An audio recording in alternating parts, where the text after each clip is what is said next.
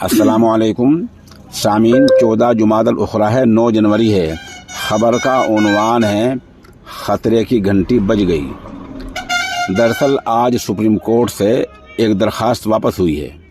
आपको पता है कि उत्तराखंड सरकार ने एक कमेटी तश्कील दी है जिसका मकसद ये है कि वो ये पता लगाए कि उत्तराखंड में कॉमन सिविल कोड, यकसा सिविल कोड, सबके लिए एक कानून किस तरह लागू हो सकता है।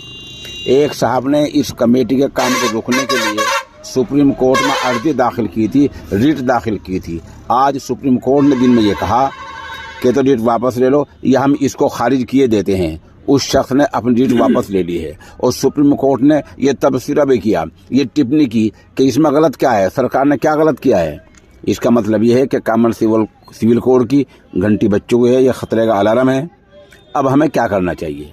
हमें किसी मुखालफत की कोई ज़रूरत नहीं है, सिर्फ हमें अपने समाज को सुधारने की और इस्लाह मुआशरे की इजलास करने की और लोगों को ये समझाने की ज़रूरत है कि कानून का ताल्लुक जो इस्लामी शरीयत है उसका ताल्लुक अक़ीदे से है।